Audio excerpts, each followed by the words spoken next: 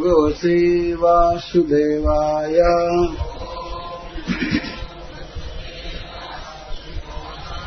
जय राधे जय राधे राधे, जय राधे जय श्री राधे, जय राधे जय राधे राधे।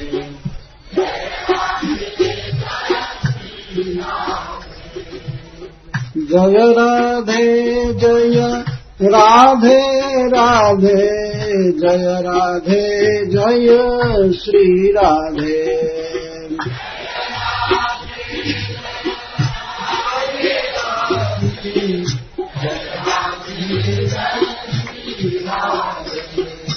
हे जय कृष्णा जय कृष्णा जय कृष्णा जय श्री कृष्णा, जय कृष्णा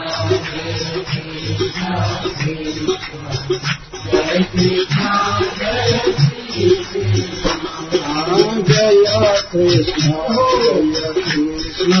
कृष्ण, जय कृष्णा जय श्री कृष्णा, जय कृष्णा कृष्णा जय कृष्णा जय श्री कृष्णा। श्यामा गौरी नित्य किशोरी, प्रियतम जोरी श्री राधे। श्यामा गौरी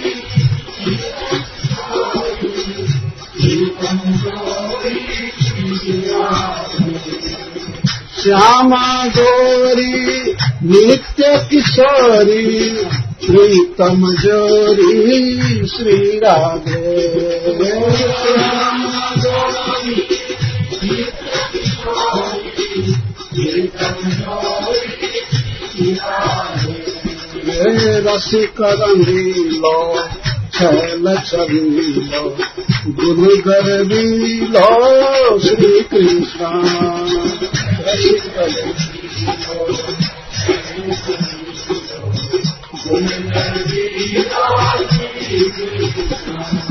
रसिक रसीलो छैल छबीलो, गुरु गर्वीलो श्री कृष्णा।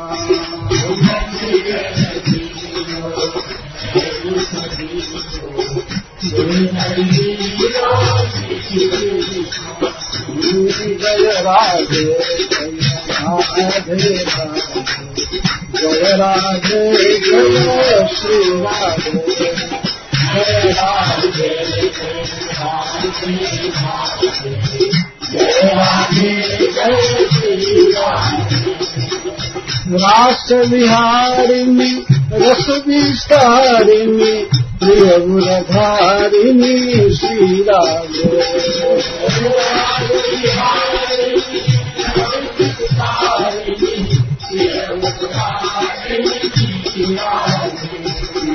नव नव रंगी नवलत भंगी, श्याम सुवंगी श्री कृष्णा।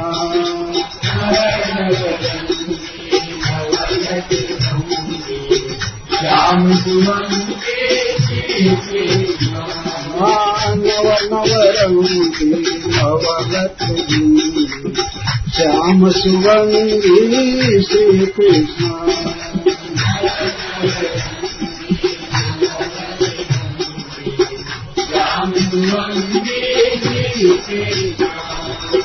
प्राण प्यारी रूप उजारी, अति सुकुमारी श्री राधे।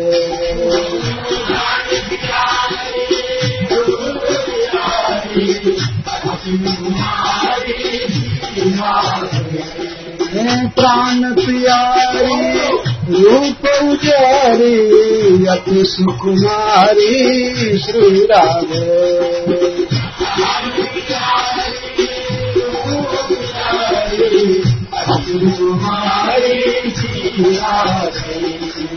मैल मनोहर महामोद सुंदर वर करे श्री कृष्णा।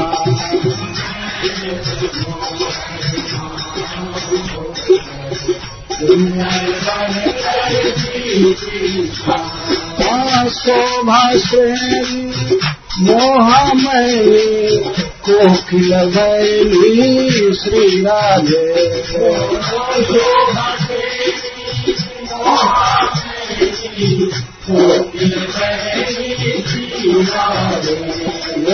कीरतिवंता कामिनीकंता श्री भगवंता श्री कृष्ण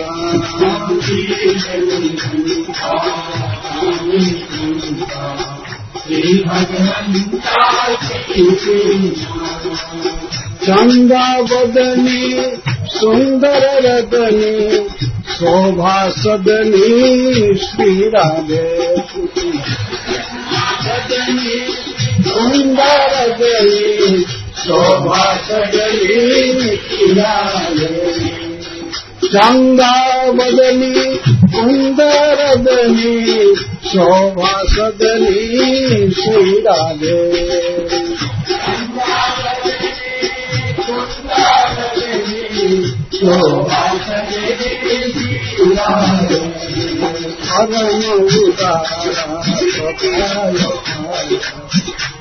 सुकुमारा श्री कृष्ण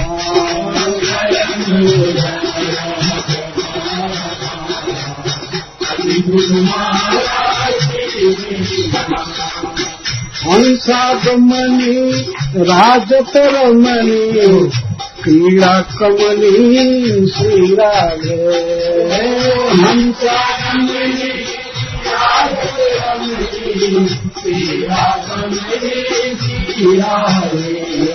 रूप रसाला नैन विशाला परम कृपाला श्री कृष्ण रूप रसाला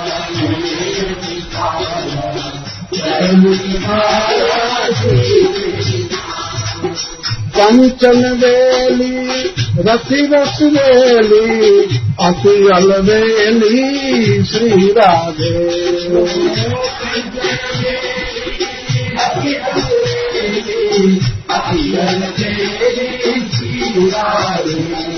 सब सुख सागर सब गुण यागर रूप उजागर श्री कृष्ण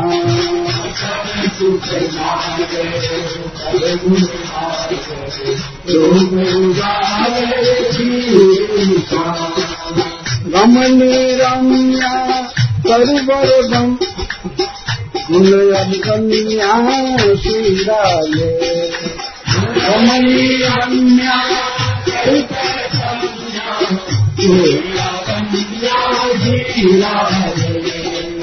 रमणी रम्या तरतर भक्तम्या गुणया गम्या श्री राधे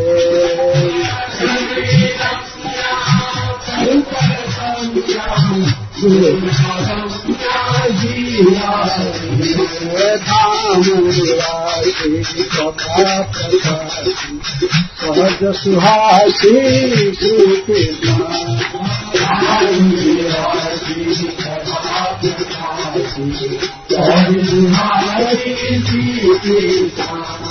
धाम निवासी सभा प्रकाशी सहज सुहासी श्री कृष्ण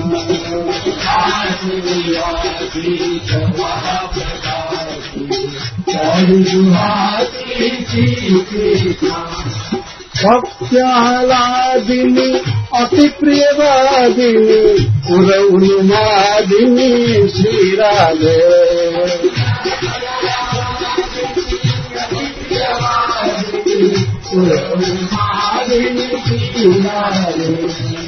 अंग अंग टोना सहज सलोना सुभग सुखोना श्री कृष्ण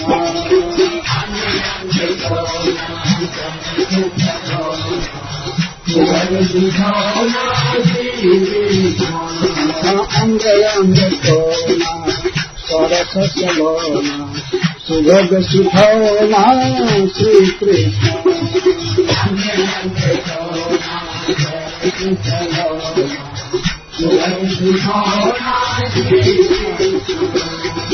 राधा नामिनी गुणयभिरामिनी हरिप्रिय स्वामिनी श्री राधे।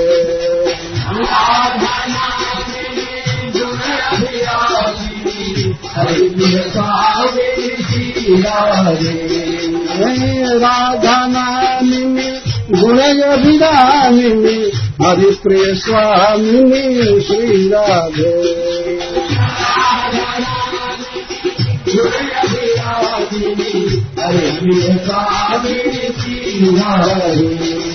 हरे हरे हरि हरे हरे हरि हरे हरे हरि श्री कृष्ण हरे हरे हरि हरे हरे हरि श्री कृष्ण। जय राधे जय राधे राधे जय राधे जय श्री राधे। जय राधे जय राधे जय श्री राधे। जय कृष्ण जय कृष्ण जय श्री कृष्ण। जय कृष्ण जय कृष्ण जय कृष्ण जय जय राधे जय राधे राधे जय राधे जय श्री राधे। जय राधे जय राधे राधे जय राधे जय श्री राधे। जय श्री राधे।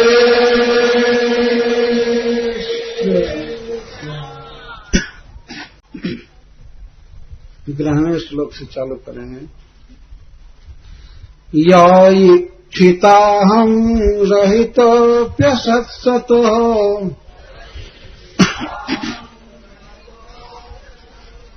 स्वतेजसा पास्तमोभिदाभ्रमा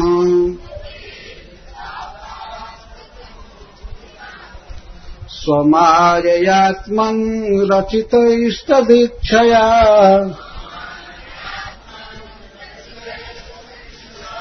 प्राणाक्षधीभिः सगने स्वभीयते।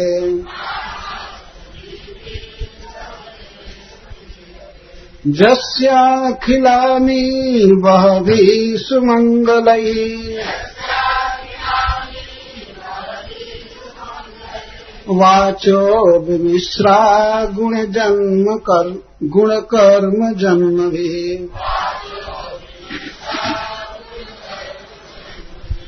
प्राणन्ति शुम्भन्ति पुनन्ति वै जगत् यास्तद्विरक्ताः शवशोभनामतः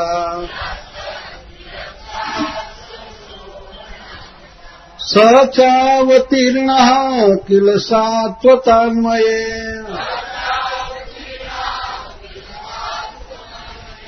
स्वसेतुपालामरवर्ज शर्मकृत् जसो वितन्वन् व्रजयास्त ईश्वरो गायन्ति देवा जदशेषमङ्गलम् तं त्वद्यनूनं महतां गतिं गुरुम् त्रैलोक्यकान्तं दृशिमन्महोत्सवम् रूपं दधानं श्रियईप्सितास्पदम् द्रक्ष्ये ममासन् उषस सुदर्शनः अथावरूढः सपदि शयोरथात् प्रधानपुंसश्चरणं स्वलब्धये धिया धृतं योगिभिरप्यहं ध्रुवम् नमस्याभ्यां च सखीन् वनौकसः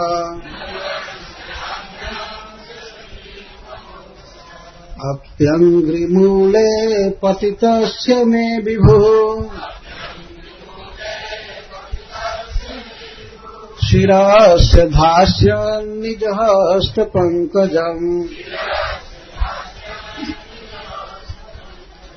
दत्ताभयम् कालभुजङ्गरङ्घसा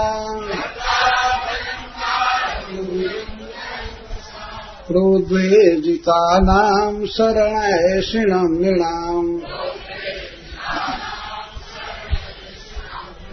समर्हणम् यत्र निधाय कौशिकः तथा बलिश्चापजगत्रयेन्द्रताम् जद्वा विहारे व्रजजोषिताम् श्रमम् स्पर्शेन सौगन्धिकगन्ध्यपानुदत्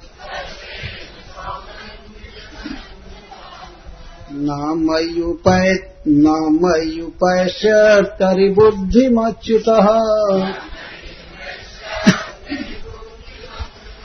कंसस्य दूतः प्रहितोऽपि विश्वदृक्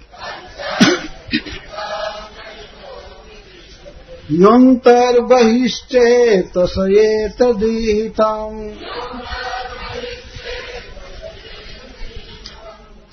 क्षेत्रज्ञैक्षत्यमलेन चक्षुषा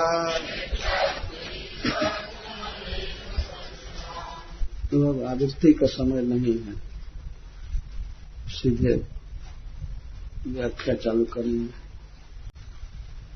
श्री अक्रूर जी रथ पर बैठे बैठे मनोरथ कर रहे हैं। रथ से नंदगांव जा रहे हैं। वे कहते हैं कि जो प्रभु पृथ्वी का भार दूर करने के लिए मनुष्य रूप प्रकट किए हैं अपना, ऐसे सौंदर्य के महासमुद्र भगवान का दर्शन करके आज मुझे आंखों का फल मिल जाएगा, इसमें कोई संदेह नहीं। इस पर प्रश्न होता है कि आप कैसे विश्वास करते हैं कि श्री भगवान कृष्ण आपसे मिलेंगे? तो कहते हैं ययिक्षिताहम रहितोप्यसत्सतो, जो प्रभु सत और असत के कारण हैं,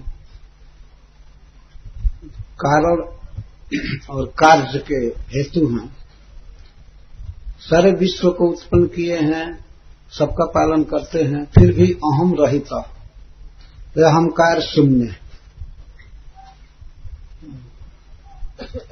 अपने तेज से, अपनी स्वरूप शक्ति से माया और माया के कारण होने वाले भेद भ्रम को, स्तंभ को जो निरस्त किए हैं,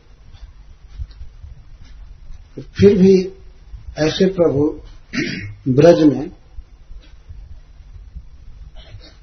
परम आसक्त के रूप में देखे जाते हैं। अपनी गौएं संभालने में, सखाओं से मिलने में, मां से भोजन प्राप्त करने में, जसोदा जी से भोजन प्राप्त करने में, तो इस तरह देखा जाता है कि वे तदुच्य प्राणाक्षधि भी सदनिष्ठ भीयते, वे ब्रज के घरों में भी सीधे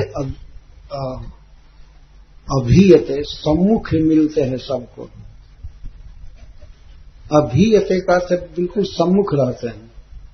ब्रज के किसी भी घर में वे रहते हैं, नाखन चोरी करते हैं और उन्हें गोपियां पकड़ती हैं। उसमें दूर बैठा और दोनों को, इधर जा, तुम इधर जा, इधर और दुर्जन। छोड़ दो उसको, क्यों कर दो, सुनने दो।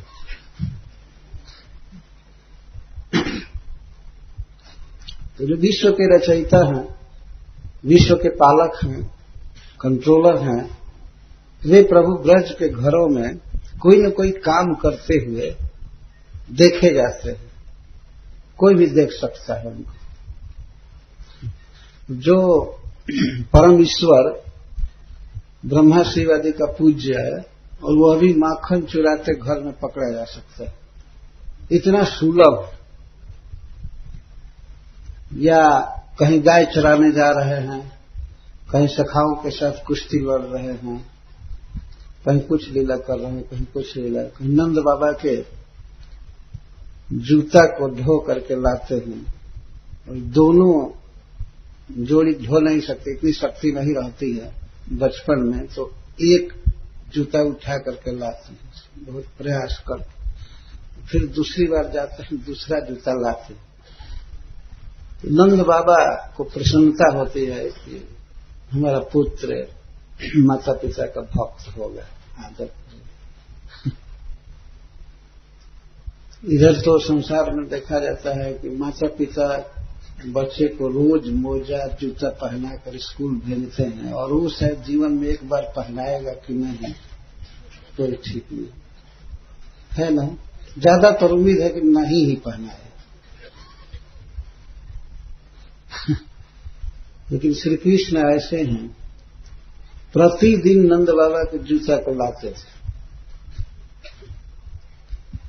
सिर पर एक एक जूता को सिर पर ढोकर लाते थे। कभी कभी जब थोड़ा बड़े हुए तो पीढ़ा लाने लगे, नंद बाबा के बैठने के लिए पीढ़ा, भोजन करने के लिए जैसे। तो इस तरह काम करते हुए ब्रज के घर घर में जो देखे जाते हैं, वे अवश्य मिलेंगे। हमारे कारण वो भाग नहीं जाएंगे, वही होंगे, और मैं उनको देखूंगा। अहो मेरा कितना बड़ा भाग्य होगा, जिनके कीर्तन की महिमा बता रहे हैं, जिनके जन्म कर्म और गुण से मिले हुए वचन समस्त विश्व का, समग्र जनता का पाप हर लेते हैं।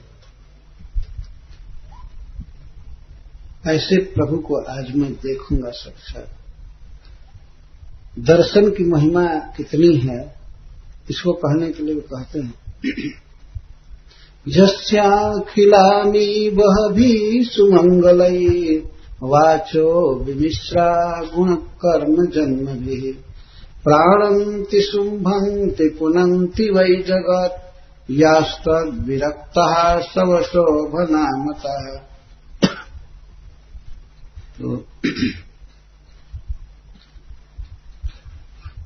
जस्य गुणकर्म जन्म भी, जिनके गुण जैसे भक्तवत्सल शब्द, भक्तवत्सल ये गुण है, भगवान कृपा ये गुण है, कृष्ण कृपालु हैं, उनके कृपा का वर्णन करने में किसी शब्द का अगर यूज किया जाए, या कर्म जैसे यशोदा नंदन, देवकी नंदन इत्यादि, और कर्म जैसे गोवर्धनोद्धरण, कालीय दमन इत्यादि। भगवान के बहुत से गुण हैं, बहुत से कर्म हैं, और बहुत प्रकार से उन्होंने अवतार लिया है, जन्म लिया अनेक बार। तो ऐसे भगवान के जन्म के विषय में, कर्म के विषय में या गुण के विषय में यदि कुछ शब्द बोले जाते हैं, वाचः, तो वे शब्द, वे वचन अखिल अमीव हभी सब प्रकार के पापों का विनाश कर देते हैं। यदि भगवान का कीर्तन किया जाता है, उनके गुणों से युक्त, पूरा पूरा नहीं, केवल गुणों से थोड़ा संपर्क हो जाए, जैसे कोई व्यक्ति वचन बोल रहा है, बहुत फालतू भी वचन है उसमें, लेकिन अगर उसमें थोड़ा भी कृष्ण का गुण आ जाए और वह पद भले लोक भाषा में हो, लोक भाषा में हो, लोक भाषा मतलब लोग जो बात बोलते हैं, चाहे वह ब्रजभाषा में हो, मैथिली में हो, गुजराती में हो, मराठी में हो, तमिल में, कन्नड़ में, मलयालम में या भोजपुरी में, किसी इसको लोक भाषा कहते हैं। लोक में लोग जिसको बोलते हैं, उस भाषा में भी भगवान के गुण में से थोड़ा गुण भी मिला दिए तो वह वचन, वो भाषा जनता के सारे पाप तापों को नष्ट कर देता है, सुनने वाले का और बोलने वाले का। किसी भी तरह से भगवान के गुणों का यदि कीर्तन किया जाता है तो ऐसी वाणी, कथम कैसी वाणी, यदि पूर्ण रूप से भगवान का ही जस उसमें हो, है हरि बोल, क्या कर रही हो, इसमें क्या बन रहे हो? नहीं, ये सब काम नहीं करना चाहिए, कथा सुननी चाहिए।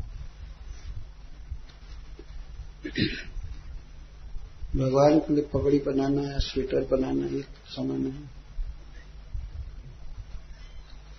तो बहुत महत्वपूर्ण बात कही जाती है, यदि पूर्ण रूप से भगवान के गुण का ही कीर्तन किया जाए, जन्म का कीर्तन किया जाए, कर्म का कीर्तन किया जाए, तो वह वाणी कितना पावन होती है, ये तो कहना ही क्या है। केवल विमिश्रा, विमिश्रा का अर्थ है भगवान के जन्म कर्म गुण आदि से मिली हुई वाणी। इसको ऐसे समझ सकते हैं कि जब पानी मिलाया हुआ दूध इतना फायदा कर सकता है तो खांटी दूध कितना फायदा करेगा। ये इस तरह से भगवान के गुण कर्म और जन्म से मिश्रित वाणी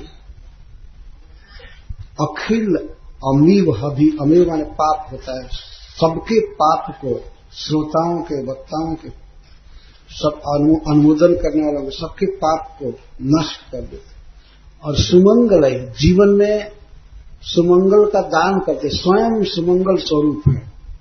भगवान श्री कृष्ण का प्रेम मिलता है, दिव्य गति मिलती है, वैकुंठ धाम प्राप्त होता है, इसको सुमंगल कहते हैं। तो जिनके गुण जन्म कर्म से मिले हुए वचन महामंगल का दान करते हैं और सब प्रकार के पाप का विनाश कर देते हैं, ऐसे प्रभु को मैं देखूंगा। और व्यतिरेक भाव से कह रहे हैं, जो वचन यदि भगवान के गुणों से नहीं मिले हैं, लोग फालतू गीत गाते हैं, फालतू बातें बोलते हैं, प्रवचन करते हैं, तो वे 100 शोभना मता, वे केवल 100 की ही शोभा बढ़ाते हैं, मृतक की ही शोभा, मृतक देह की शोभा बढ़ाते हैं। इसका मतलब ये है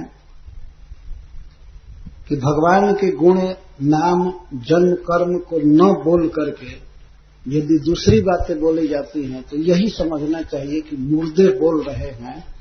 मुर्दे बोलते नहीं हैं, लेकिन जब बोलने लगे तो ये उसकी शोभा है, 100 शोभा। मरे हुए लोग बोल रहे हैं वास्तव दूसरी बात। और भगवान की जो बातें हैं वो तो प्राणंति शुंभंति पुनंति वही जगत, वे जीवन में वास्तविक चेतना देते हैं, प्राणंति चेतना दे देते हैं। तो सचमुच के वह प्राणी जीवित है जो भगवान का गुण गाता है, गुण सुनता है, बाकी सब मरे हुए हैं। जीवित वही हैं जो महामंत्र गाते हैं, हरे कृष्णा कृष्णा कृष्णा हरे हरे, हरे राम राम राम हरे हरे। तो प्राणंती जीवन दान करते हैं, शुंभंती और शोभित करते हैं, वह व्यक्ति शोभा को प्राप्त होता है, बहुत सुंदर लगता है यदि भगवान का नाम ले रहा है, भगवान का गुण गा रहा है, श्रवण कर रहा है। और पुनंती पवित्र कर देते हैं, सब प्रकार की वासना, सब प्रकार के पाप आदि से शून्य कर देते हैं भक्त को, गुण गाने वालों को। जिनके कीर्तन की इतनी महिमा है, जिनके विषय में बोला हुआ शब्द इतना महान शक्तिशाली है, पवित्र करने वाला, जीवन दान देने वाला और शोभा बढ़ाने वाला, तो फिर वे प्रभु कितने पावन हैं, कितने महान हैं। और ऐसे प्रभु का मैं साक्षात दर्शन करूंगा, मेरा अहो भाग्य है। इस तरह से अक्रूर जी सोचते हुए जा रहे हैं। जिनके कीर्तन की इतनी महिमा है, जिनके नाम गुण रूप आदि की चर्चा की जाए, तो कीर्तन ही जगत को पवित्र कर देता है,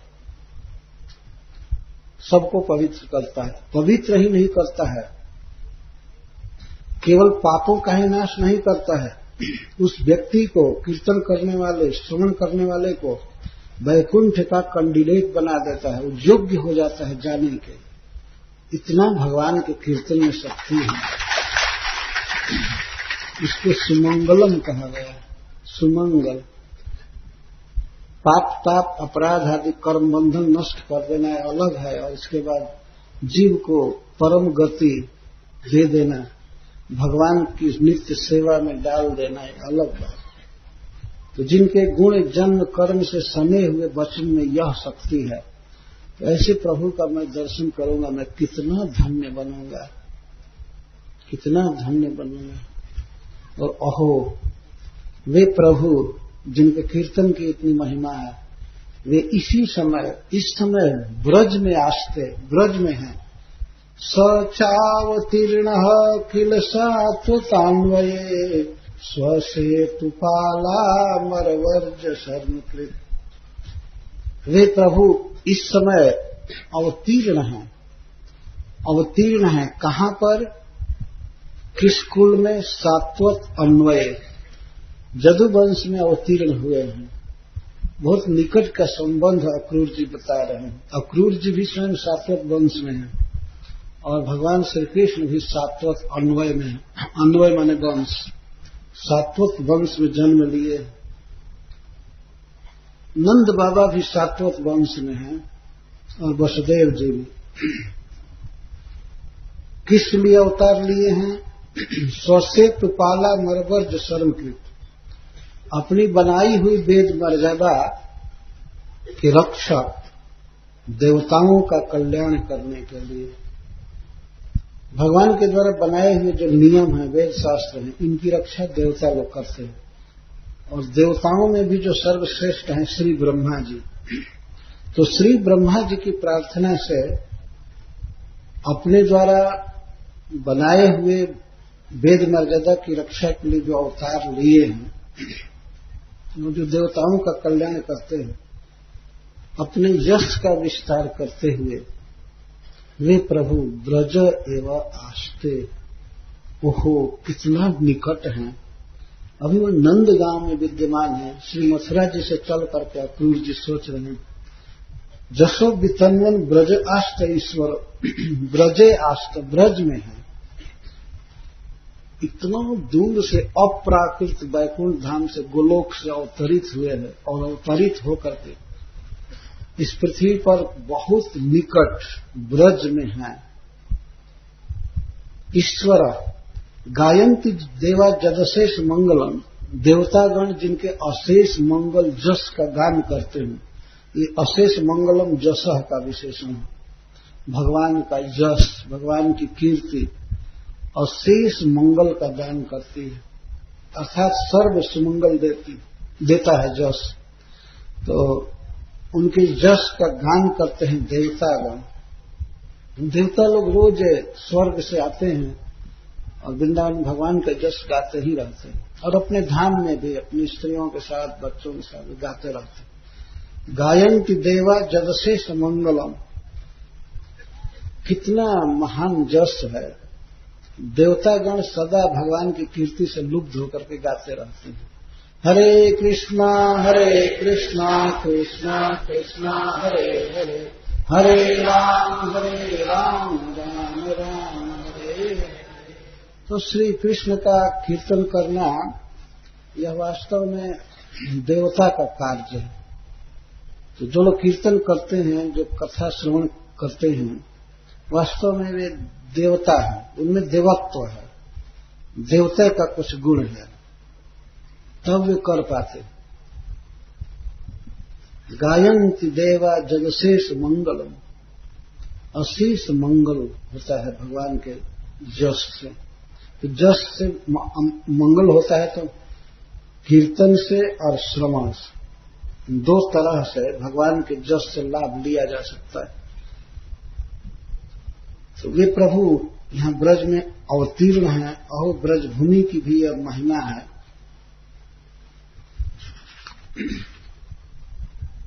इस अवसर पर श्री हरि सूरी जी कुछ लिखते हैं।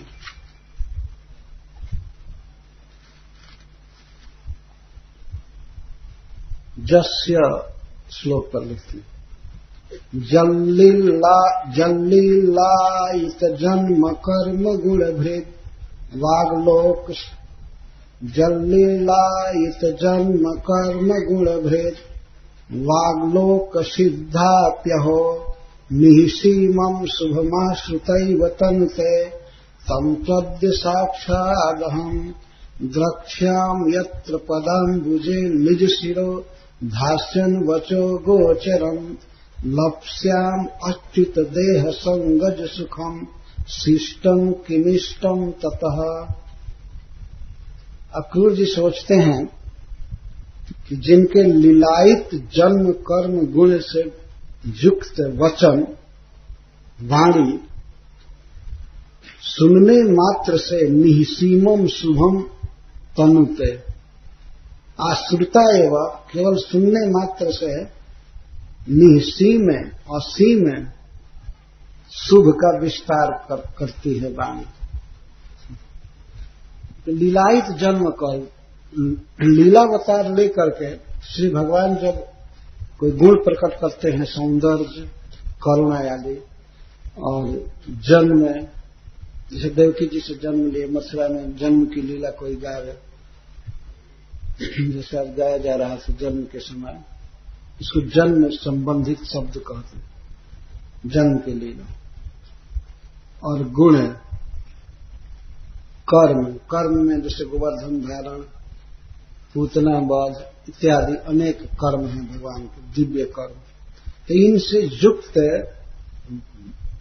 गुण भृद युक्त वाणी लोक सिद्धा अपि, और संस्कृत भाषा छोड़ दीजिए, संस्कृत में जो भगवान के गुण हैं वो तो कहना ही क्या। श्रीमद् भागवतम में, श्रीमद् भागवत के अनुगत अन्य भाषाओं में भी जो गुण हैं भगवान के, जैसे कभी कभी हम लोग रसिया गाते हैं, ये भगवान के बारे में गीत गाते हैं, इसको लोक सिद्धा वाक् कहेंगे, लोक प्रसिद्ध वाणी।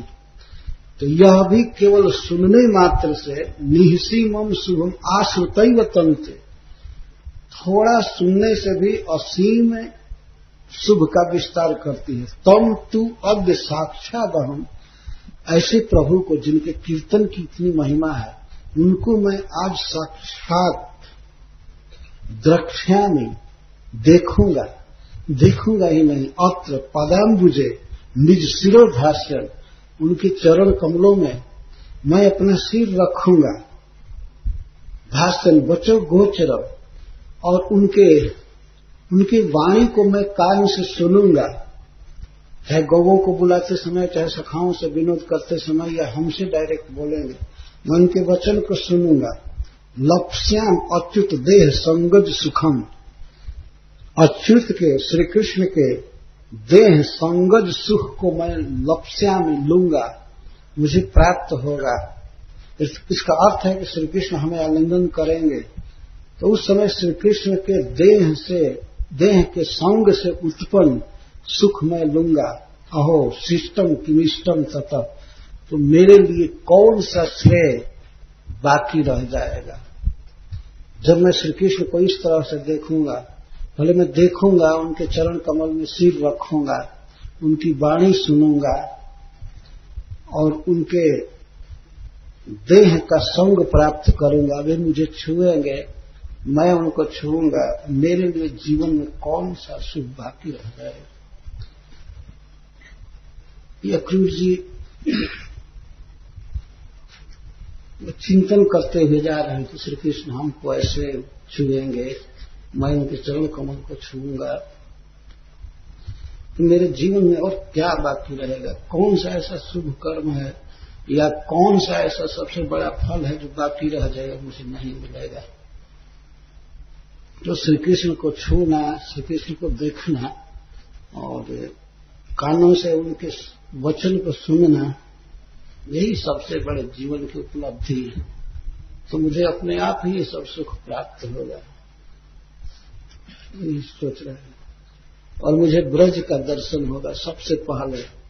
ब्रज क्या है? हरिसूरी जी कहते हैं, चंद्रस पापोपशांतो मिहिरैवा तमो अपाकृत दोषनाशे वैद्यो रक्षो विनाशे रघुरघ जलधि प्राश्नेत्रागस्त्य कल्प श्रेष्ठ प्रदाने नयन सुखलो मित्रवत पात्रभूत पूर्णानंदस्य नंद ब्रज यह भविता दृक् चरो अस्नद्य धन्य। जो ताप का नाश करने में चंद्रमा के समान है। चंद्रस तापोपशांतो मिहिरैव तमुपाकृतो, यह ब्रजमंडल कैसा है? ताप हरने में चंद्रमा के समान है, अंधकार हरने में सूर्य के समान है, और शरीर के रोगों का, दोषों का नाश करने में धन्वंतरी जी के समान है, राक्षसों का विनाश करने में भगवान श्री राम के समान है, और अघ रूपी समुद्र को पीने में अगस्त जी के समान है। श्रेष्ठ प्रदान कल्प, सर्व इष्ट पूरा करने में कल्प वृक्ष के समान है। नयन को सुख देने वाला है। मित्रवत पात्रभूत, पूर्ण आनंदमय नंद बाबा के ब्रज को मैं देखूंगा, मैं क्यों नहीं धन्य हो जाऊंगा, मैं आज धन्य हो जाऊंगा नंद बाबा के ब्रज को देख करके। धीरे वे कहते हैं, देख करके वृंदावन को, ब्रज को पहुंचे हैं ब्रज में, तो अक्रूर जी कहते हैं, देख अहो देशो अयम श्रीश पादाम्बुज कलित रजो राज्य साम्राज्य शोभा। यह ब्रज वह देश है जो श्रीश के, श्री राधा रमण के पादाम्बुज कलित रजो राज साम्राज्य शोभा। राधा वल्लभ भगवान के पादाम्बुज, चरण कमल से कलित स्पर्श किए हुए रजो राजी, रज समूह के साम्राज्य से शोभित है। यह वह देश है जहां के रज राजी पर, रज समूह पर श्री कृष्ण अपना चरण कमल दिए हुए। यह ब्रज प्रदेश ऐसे कोई नहीं है, ऐसे मथुरा, द्वारका, अयोध्या आदि कोई धाम ऐसा नहीं है। क्योंकि ये सब धाम इस पृथ्वी पर सबसे पवित्र धाम है जहां भगवान रहते हैं। लेकिन भगवान वहां रथ पर चलते हैं और जमीन पर भी चलते हैं तो खूब अच्छा जूता लगा करके चलते हैं। संगमरमर के पत्थर रहते हैं, मणियों के भवन हैं, तो वहां पर रज उतना सुलभ नहीं है। लेकिन यह वह देश है, देशः अयम श्रीश पादाम्बुज कलित रजो राज साम्राज्य शोभा। देशो अयम श्रीश हस्ता कलित सुमलता व्यागामो आगमुद भाष्यमान। यह वह देश है ब्रजमंडल जो श्रीश के, श्री के ईश अर्थात श्री राधा रानी के पति प्रिय, उनके हस्त कलित, उनके हस्त से छुए हुए, सजाए हुए या कलित चुने हुए लताओं और वृक्षों से सुशोभित है। यह वह देश है जहां के फूल को श्री कृष्ण अपने कर कमल से तोड़ते हैं। यह वह देश है जहां के वृक्ष का पत्ता लेकर के वे श्रृंगार करते हैं। और इस प्रकार के वृक्षों से यह देश सुशोभित है। देशो अयम श्रीश रतिचुक ज्योतिकृता अनेक पुष्पान पुष्पाल्प तल्प, यह वह देश है जहां के कुंजों में अनेक ब्रजांगना युवतियों के द्वारा पुष्प की सज्जाएं बिछाई रहती हैं, सुगंधित पुष्पों की सज्जाएं बिछाई रहती हैं, इस आशा से कि श्री कृष्ण इस पर आकर के आराम करेंगे। अनंत अनंत कुंजे हैं और अपने अपने भाव के अनुसार श्री गोपीजन श्री कृष्ण के आराम के लिए पुष्प की सज्जाएं बिछाई रहती हैं। देशो अयम श्रीष केली श्रुत सिद्ध चिकतालम कृतम संविभाति, यह वह देश है जहां पर श्रीष के केली के लिए उपयुक्त अर्थात जिस पर रमण करते हैं, रमण रेती, यह वह देश है जहां श्रीष केली श्रित सिद्ध सिकतालम कृतम संविभाति, श्रीष के क्रीड़ा से महिमान्वित हुए उज्ज्वल वर्ण के बालुका से यह देश सुशोभित है। उज्ज्वल चमकते हुए बालू जमुना जी के, उस पर श्री कृष्ण रमण करते हैं, क्रीड़ा करते हैं। फिर इसी को कह रहे हैं, भूभाग अयम अलंकृत सरलित द्रुमांत हिंदोलकय, यह भूभाग पृथ्वी का यह हिस्सा, ब्रज नामक यह हिस्सा अलंकृत किस चीज से? सरलित द्रुमांत हिंदोलकय, सरल वृक्षों से सुशोभित है और यहाँ के वृक्षों में झूले लगाए हुए हैं। श्री कृष्ण यहाँ वृक्षों के में झूलते हैं, झूला पर हिंदोलकय। स्वाच्छंद्याद अनुकल्पित अभिनव नाना विधेय क्रीडन, और अपनी स्वच्छंद इच्छा से श्री कृष्ण यहाँ खेलते हैं, क्रीड़ा करते हैं, नाना विधेय क्रीड में। भूभागोयम, पृथ्वी का वह हिस्सा है ब्रज, अयम ऊर्जित स्तरुदल राभुक्त दध्योदनम, यह वृक्ष के पत्तों से सुशोभित है, जिन पत्तों पर श्री कृष्ण भोजन करते हैं। यह वह देश है जहां दधी और भात खाए हुए और श्री कृष्ण के जूठे छोड़े हुए पत्थर मिलते हैं, भोजन थाली है और अनेक कण सुलभ हैं भोजन के जहां तहां, और सर्वत्र सुगंध निकलती रहती है। न ताद्रिक भूभागो यह हरिपादाब्ज रहित हो, फिर वर्णन की एक अलग शैली है, सेम बात को कहते हैं। न ताद्रिक भूभागो, इस ब्रजमंडल में ऐसा 1 इंच भी जगह नहीं है, यह हरिपादाब्ज रहित, जो भगवान श्री कृष्ण के चरण कमल के स्पर्श से रहित हो, शून्य हो। 1 इंच भी ऐसी जगह नहीं है जहां भगवान चरण नहीं रखते। पहले कहा चरण रज से सुशोभित, फिर उसको कहते हैं न ताद्रिक भूभाग, ऐसा भूभाग, ऐसा हिस्सा ब्रज में कहीं नहीं है। न यह हरिपादाब्ज रहित, जो भगवान के चरण कमल से शून्य हो, जहां भी अपना चरण कमल न रखे हों, ऐसा जमीन का कोई हिस्सा बाकी नहीं है। न ताद्रिग, वह वृक्ष हरि कर मृदु स्पर्श विकल, ऐसा कोई भी वृक्ष नहीं है जो हरि के मृदु कर कमल के मृदु स्पर्श से विकल हो, अर्थात शून्य हो। ऐसा कोई वृक्ष नहीं है जिसको श्री कृष्ण ने अपने हाथ से न छुआ हो सब जगह। नव ताद्रिक जंतु हरि सदैव भिक्षा विरहित, वृंदावन में ऐसा कोई जीव नहीं है जिसको भगवान अपनी करुणा दृष्टि से न देखे हों, जिस पर दृष्टि न डाले हों। तदेश तेषां भाग्यम जुगवत उपलब्धम कथम हो अहो, ऐसा सौभाग्य, ऐसा सद्भाग्य इन लोगों को कैसे प्राप्त हुआ। जस्मिन क्रीड़ित मिंदिरा, अब अक्रूर जी सोच रहे हैं ऐसे ब्रज में जाकर के मैं क्यों नहीं धन्य हो जाऊंगा, निश्चित मैं धन्य हो जाऊंगा, जीवन का परम लाभ प्राप्त करूंगा। जस्मिन क्रीड़ितम इंदिराधिपतिना देशः स धन्यो न किम, जो ब्रजमंडल इंदिराधिपति श्री कृष्ण के द्वारा क्रीड़ित है, जिस ब्रज प्रदेश में सदा क्रीड़ा करते रहते हैं, स देशः स धन्यो न किम, क्यों नहीं वह देश धन्य होगा, वह स्थान धन्य होगा। तो ब्रजमंडल धन्य है श्री कृष्ण के क्रीड़ा से, तेवा धन्य तरह कथम न तरो जैसाम फलेप्सु प्रभु।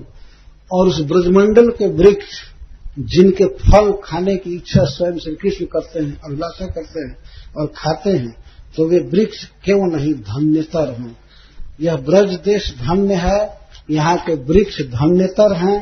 और तेवा धन्य तमः कथम न हरिणा भुक्तम तो हो गई समम धन्य धन्य तराच धन्य तम तो अप्यद्यास में धन्यो न क्यों। तो अक्रूर जी कह रहे कि वह देश धन्य है जहाँ इंद्राधिपति श्याम सुंदर खेलते हैं, और वे वृक्ष धन्यतर हैं, धन्य से भी धन्यतर हैं, जिनके फल को प्रभु खाते रहते हैं। और वे धन्यतम हैं। तेवा धन्यतमा कथम न हरिणा भुक्तम तो हो यही समम। और ब्रज के सखागण जो भगवान के साथ ब्रज के वृक्षों का फल खाते हैं, तो वे कृष्ण के साथ खाने के कारण सखागण धन्यतम हैं। देश धन्य है, वृक्ष धन्यतर हैं, और भगवान के सखागण धन्यतम हैं। तो जब मैं धन्य का संग करूंगा, धन्यतर का संग करूंगा और धन्यतर का दर्शन करूंगा, तो मैं क्यों नहीं धन्य हो जाऊंगा। धन्यात धन्य तराच धन्य तमतः अप्यद्यास में धन्यो न किम। जब सब तरह से धन्य धन्यतर और धन्यतम का मैं संग करूंगा, दर्शन करूंगा, तो मैं क्यों नहीं धन्य हो जाऊंगा। इस प्रकारांतर से ब्रजमंडल की महिमा गा रहे हैं।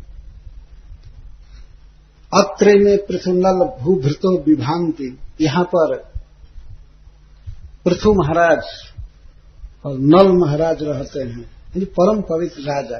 पृथु नाम है किसी वृक्ष जाति का, और नल भी नाम है। सो यहाँ पर पृथु महाराज हैं, नल आदि पुण्य श्लोक राजा हैं। ये हरिश्वरी जी कहते हैं, अरे वह इस देश में ब्रजमंडल में नल हैं, पृथु आदि हैं, पुण्य कीर्ति राजा है। और नाना सब द्विज कलिता आगमोपदेशा।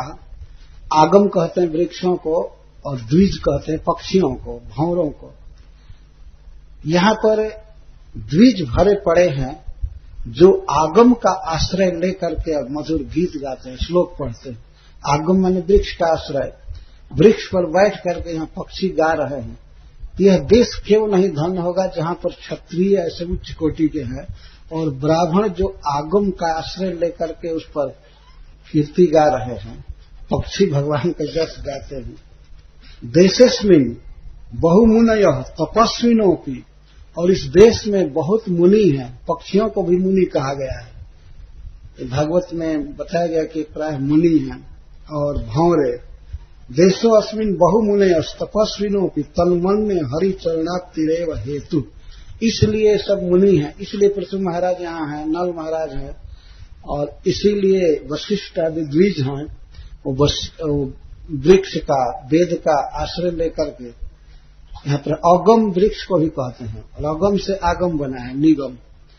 तो आगम मतलब वृक्ष की शाखाओं पर यहाँ पक्षी बैठे हैं, ये द्विज हैं, द्विज पक्षी को कहा जाता है। तो अक्रूर जी ये कह रहे हैं कि ये ब्राह्मण बैठे हैं पवित्र परम, इस देश का आश्रय लिए, राजर्षि गण हैं और मुनि तपस्वी आदि हैं। मैं समझ रहा हूं कि वे सोचते हैं ये सब ब्राह्मण क्षत्रिय सब पुण्य कीर्ति और पवित्र तपस्वी मुनिगण, यहाँ रहने से, ब्रज में रहने से हमको हरि के चरण की प्राप्ति होगी, इसीलिए यहाँ रहते, इसीलिए यहाँ पड़े रहते।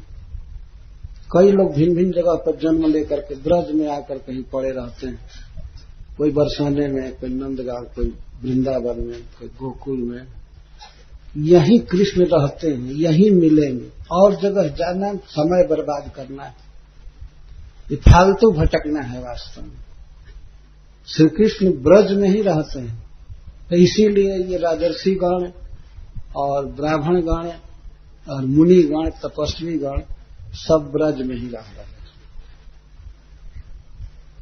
तो यह एक साहित्यिक उद्गार है।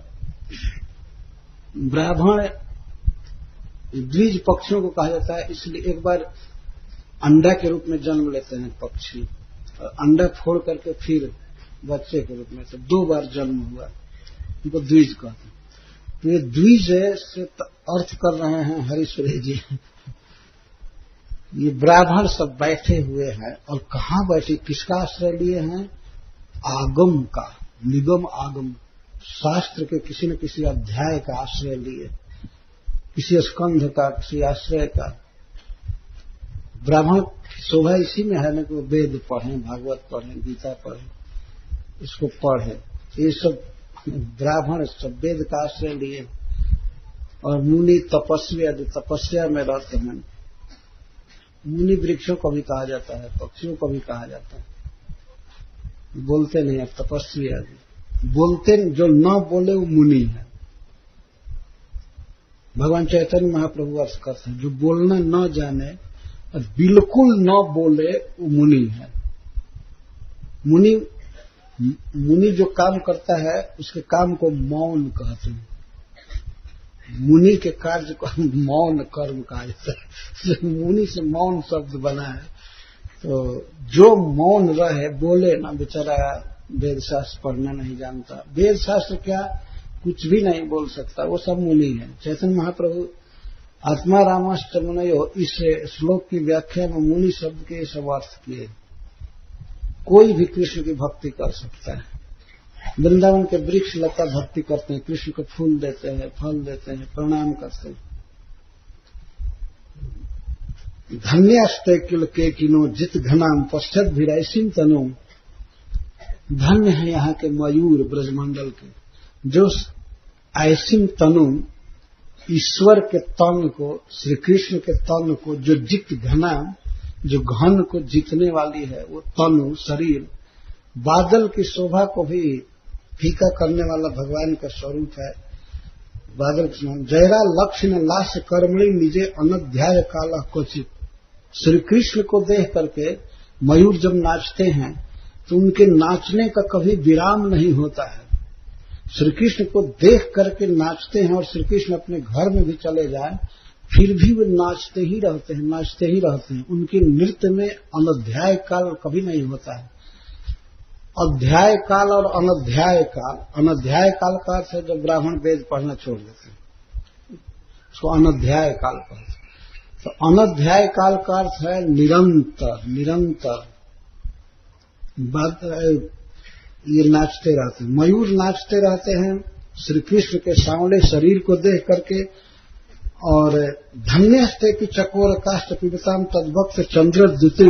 और यहाँ ब्रजमंडल के चकोर धन्य हैं जो श्री कृष्ण के मुख चंद्र की द्युति को पीते रहते हैं। जैसा नोदय मागता हृदय मना राका मयो भेद थी। चाहे राका हो, चाहे रात्रि हो, राका का अर्थ है चाहे अमावस्या की रात हो या पूर्णिमा हो, इनके लिए एक समान है, क्योंकि कृष्ण चंद्र यहाँ हमेशा उदित रहते हैं।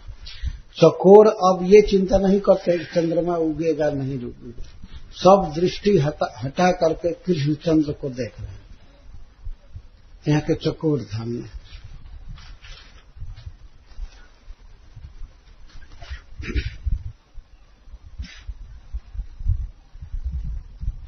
विध्वस्त अखिल पातक बहुत तपः शुद्धांत रंगैरपि दुष्प्राप्य सुखदेव यह किला करस्पर्श लक्ष्मी पते। अब गौओं के भाग्य की प्रशंसा कर रहे हैं क्रूर जी। विध्वस्ताखिल पातक, जिनका अखिल पातक विध्वस्त हो चुका है, परम शुद्ध जो हो चुके हैं, बहुत तपः शुद्धांत रंगैरपि, बहुत तपस्या करके जिनका अंतरंग शुद्ध हो गया है, कोई वासना नहीं है, शुद्ध है, उनको भी लक्ष्मीपति के श्री कृष्ण के कर का स्पर्श दुर्लभ है। वे भी कभी कल्पना नहीं कर सकते कि श्री कृष्ण का कर स्पर्श मिलेगा। कभी किसी मुनि तपस्वी के सिर पर आकर के भगवान अपना हाथ फेरेंगे कि आप बहुत तप किए हैं, उनको दुर्लभ है। विध्वस्ताखिल पातकई बहुत तपः शुद्धांत रंगैरपि दुष्प्राप्य सकल देव। एक बार भी कृष्ण के कर कमल का स्पर्श दुर्लभ है उनके लिए। लेकिन कर स्पर्श लक्ष्मी पते जत पृष्ठो दर कंधरम प्रतिपदम प्रत्यंगमेवाप्यते गोभी तद विधि वर्ण में विधिरपि स्याद्वा समर्थ क्वचित। फिर वही श्री कृष्ण का कर कमल गौओं के पीठ पर, उदर में और कंधा में बारंबार प्रत्यंग मेवाप्यते सभी अंगों पर, चरण में, कंधर पर, पीठ पर वो गौओं को करस्पर्श मिलता रहता है, भगवान सहलाते रहते हैं। तो उन गौओं के भाग्य की वर्णन करने में क्या विधि भी समर्थ हो सकता है? क्या ब्रह्मा जी भी समर्थ हो सकते हैं? गौओं का ये भाग्य है जिस ब्रज में जो भगवान का कर कमल दुर्लभ है ऋषि मुनियों के लिए, सिद्धांत रंग और विध्वस्त पाठकों के लिए भी वो दुर्लभ है, और वही कर कमल गौओं के लिए सुलभ है।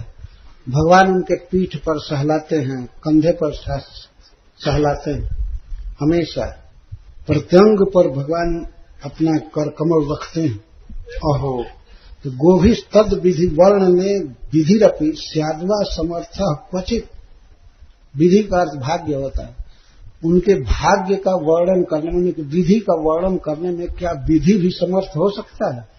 विधि ब्रह्मा जी को पास नहीं, कोई समर्थ नहीं। जन्नाभिर्भव पद्म भूरपि तपः सिद्धोपि जस्य प्रभु। ब्रह्मा जी से तुलना करते हैं और ब्रज की सखाओं का।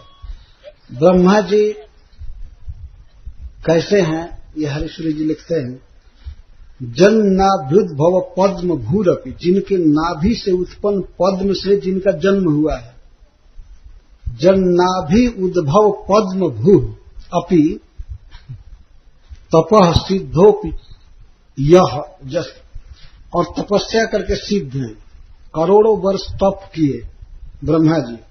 जस्य प्रभो, तपस्या करने पर वो केवल भगवान की एक बार बात सुन पाए, इतना तपस्या करने के बाद भी, और खास भगवान के पुत्र हैं, नाभि पद्म से जन्म जिनका हुआ।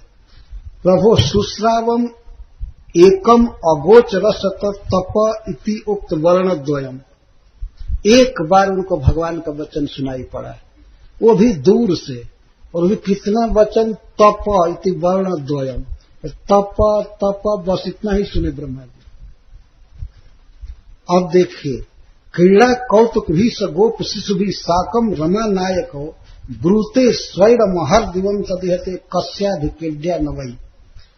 क्रीड़ा कौतुक गोप सखाओं के द्वारा, भगवान गोप सखाओं से श्री कृष्ण सब समय अहर दिशम दिन रात बोलते रहते हैं, बहस करते हैं, गाते हैं। ब्रह्मा जी को एक बार भगवान का शब्द सुनाई पड़ा है, और इन गोप सखाओं को दिन रात सुनाई पड़ता रहता है।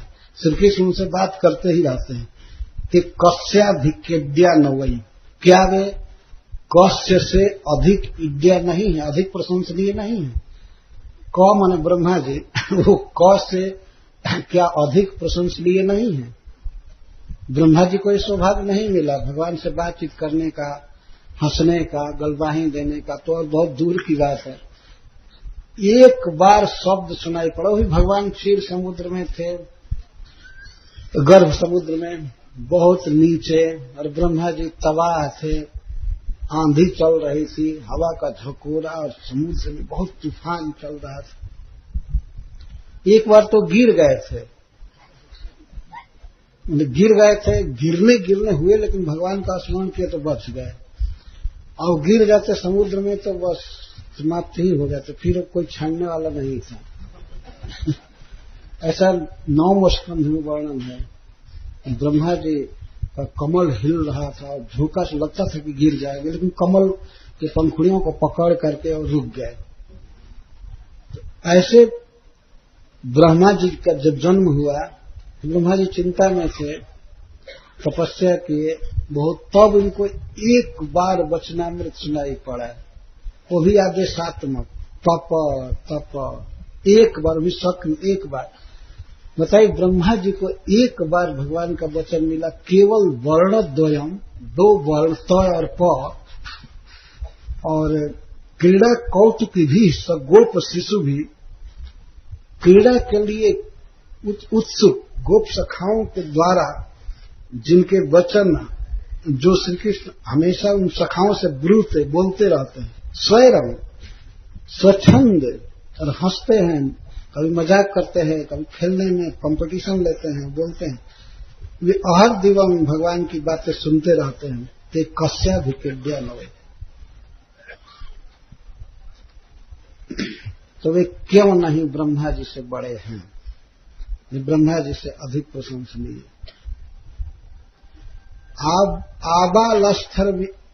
आबालस्थविरम जना यह गता श्रीशा लभंते सुखम। इस ब्रज के बालक और वृद्ध सभी सुख पाते हैं। श्रीशात श्रीश से लभंते सुखम, श्री कृष्ण से सभी सुख पाते हैं। यादृक श्रीपतिरप्यनंत गुणितम प्राप्नोति इत्यभ्यस्त। जितना सुख ब्रजवासी प्राप्त करते हैं कृष्ण से, उनकी अपेक्षा अनंत गुणित सुख पाते हैं श्री कृष्ण। उनसे बोल करके या उनके साथ क्रीड़ा करके अनंत गुणितम प्राप्नोति श्रीपति। श्रीपति से ब्रजवासी जो सुख पाते हैं सभी लोग, उससे अनंत गुना सुख पाते हैं श्री कृष्ण, श्रीश पाते हैं। एतत् पुण्य फलम किमच्युत पदा वासोक्त किंवा प्रभो असैवातुल पुण्य मूर्त इमे नैतत्व निर्णीयते। एतत् पुण्य फलम किमच्युत पदा वासोक्त किंवा प्रभो। इन ब्रजवासियों का सौभाग्य किस लिए है, क्या है कारण? क्या अच्युत के पद स्थान इस ब्रजमंडल में रहने के कारण यह इनको मिल रहा है, और ब्रजवासियों से जो श्री कृष्ण को सुख मिल रहा है, तो हम तो ऐसा मानते हैं कि श्री कृष्ण ने ऐसा कोई पुण्य किया है, श्री कृष्ण के पुण्य मूर्तिमान हो गए हैं ब्रज के सखाओं के रूप में। श्री कृष्ण का भाग्य है। अब इनके भाग्य से श्री कृष्ण मिले हैं कि ब्रजवासियों के भाग्य से श्री कृष्ण मिले हैं? नहीं, श्री कृष्ण के भाग्य से ब्रजवासी मिले हैं कि ब्रजवासियों के भाग्य से श्री कृष्ण मिले हैं? ये तब नाम निर्णय जाते, ये कुंजन नहीं हो रहा है। भगवान ज्यादा सुख पा रहे हैं ब्रज में, इनके तो भगवान का भी कोई पुण्य है ना। तो ये ब्रज सखा क्या है? श्री कृष्ण के द्वारा अनुष्ठित मूर्तिमान पुण्य राशि श्री कृष्ण। ये सब पुण्य राशि इसलिए कहा जाता है कि अब क्या कहा जाए संसार में। भगवान का भाग्य है कि ऐसे सखा उनको मिले हुए, ऐसे ब्रजवासी, ऐसे बाबा नंद, जसोदा जी, गोपियां सब मिली हुई, तो उनका भाग्य है तब।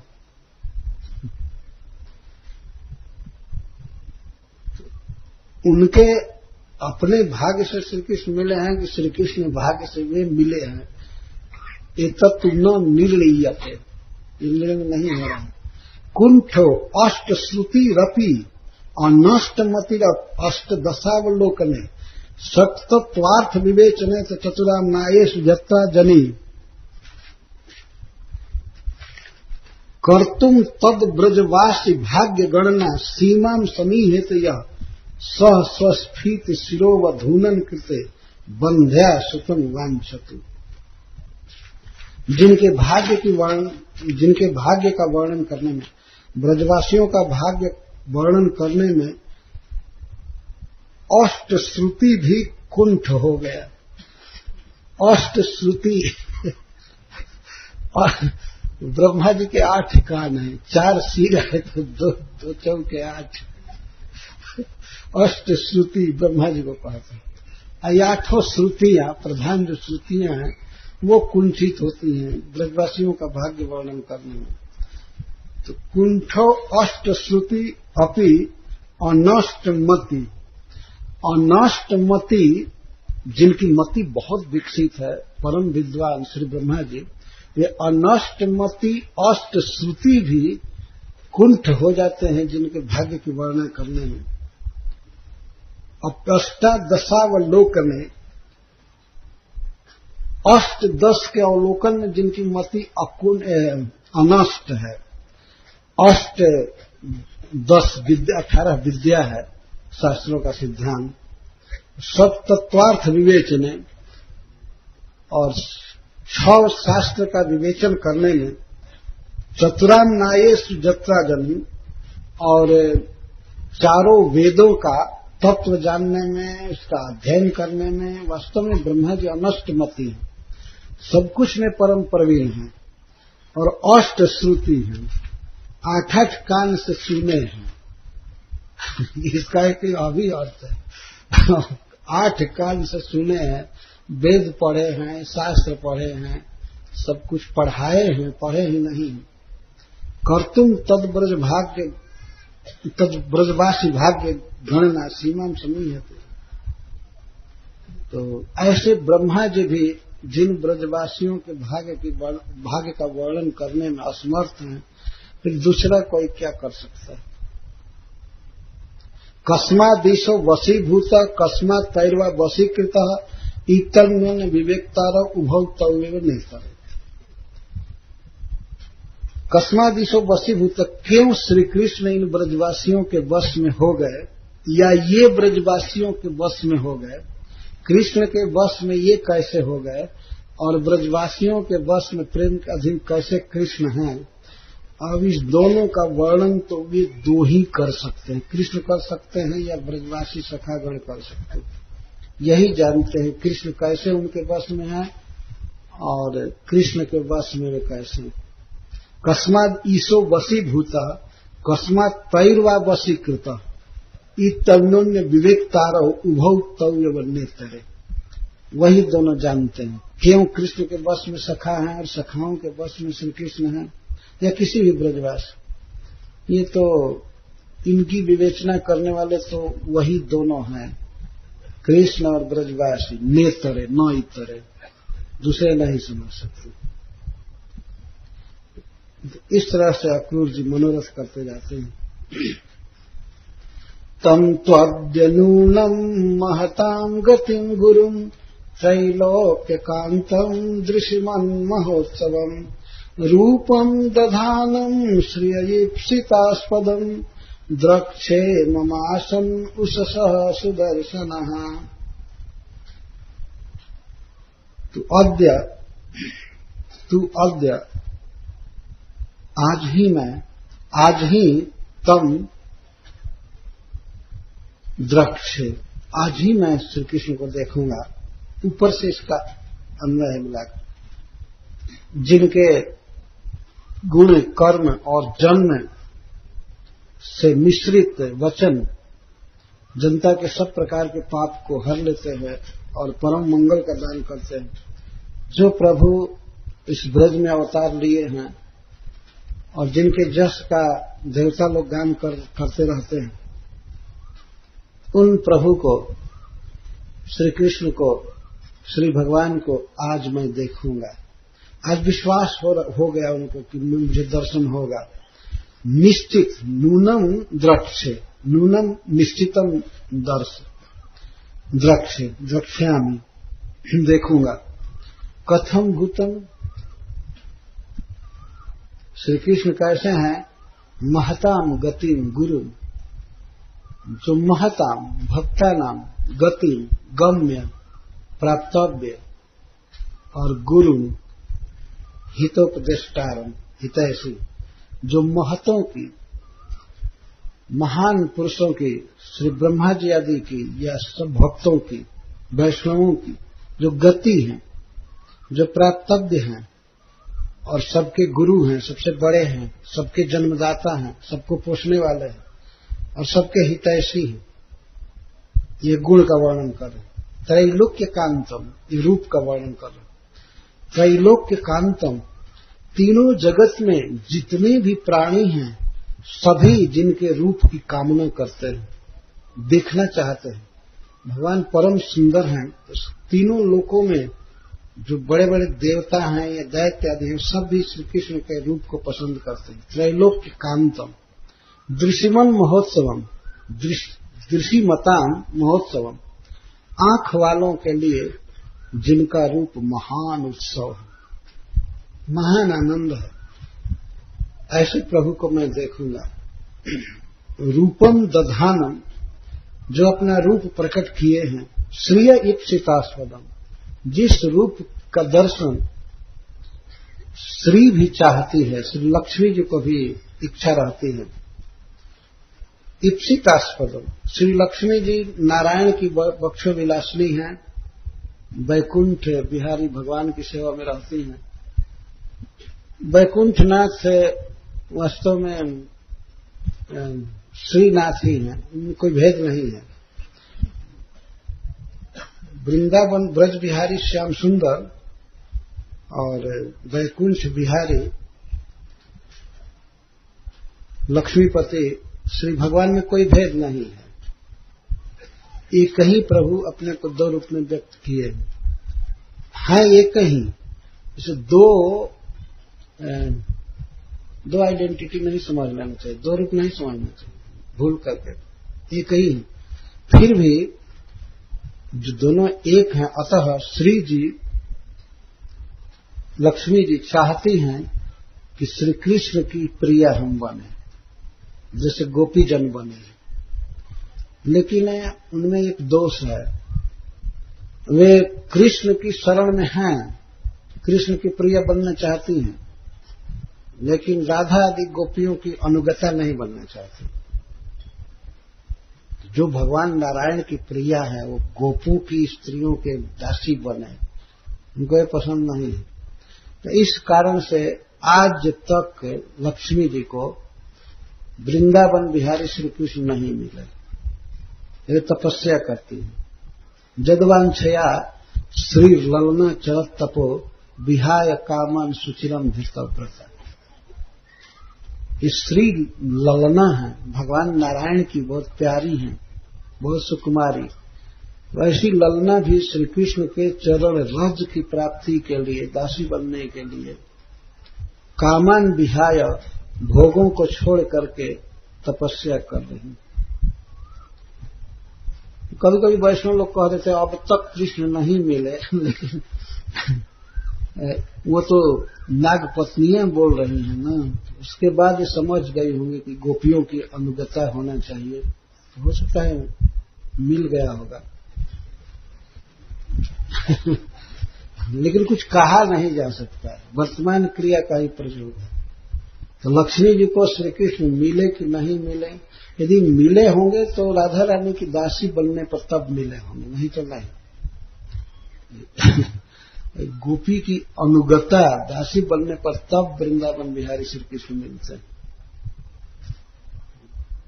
तो इतना घमंड में लक्ष्मी जी हैं कि वो सोचते हैं कि मैं दासी नहीं बनूंगी, तब नहीं मिलेगा, तब तपस्या करके मारो तब नहीं मिलेगा। आज भी बेल वन में तपस्या करती हैं। और हम लोग देखे हैं ब्रज में अनेक वन हैं, वन में कोई विग्रह है, कोई मंदिर है, तो अच्छा लगता है, लेकिन बेल वन बिल्कुल फीका फीका लगता है सचमुच लक्ष्मी जी अभी भी तपस्या कर रही है। विहाय भोग, उनको भोग भी ठीक से नहीं लगते, जब भोग छोड़ ही चुकी है तो अब तो इतना दुर्लभ है श्री कृष्ण। रूपम दधानम श्रिय ईप्सितास्पदम, श्री के द्वारा जो ईप्सित है, अभीष्ट है, चाहती है, उस रूप को आज मैं देखूंगा, क्योंकि मम सुदर्शना उषसः आसन। प्रतिदिन कई उषा काल में देखा, आज ही नहीं, कई उषा काल मेरे जीवन में आया, कई दिनों से मैं बहुत शुभ दर्शन कर रहा हूं, सवेरे सवेरे बहुत अच्छा दर्शन हो रहा है। इससे निश्चित ही मैं श्री कृष्ण का दर्शन करूंगा।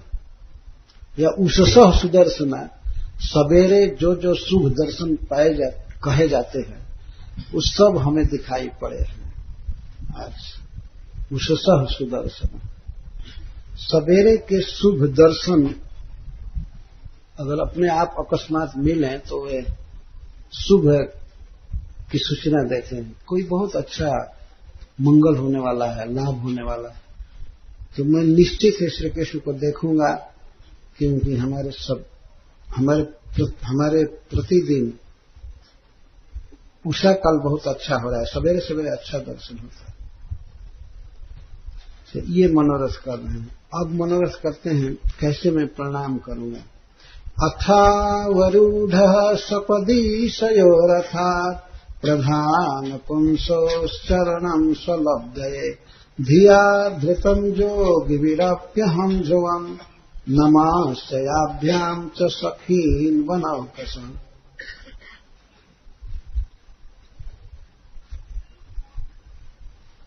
स्वलब्धये श्री कृष्ण प्राप्ति के लिए या अपने स्वरूप पार्षदत्व की प्राप्ति के लिए योगी जन जिनके चरण कमलों का केवल ध्यान करते हैं, ध्यान में सेवा करते हैं, ऐसे प्रधान पुंसो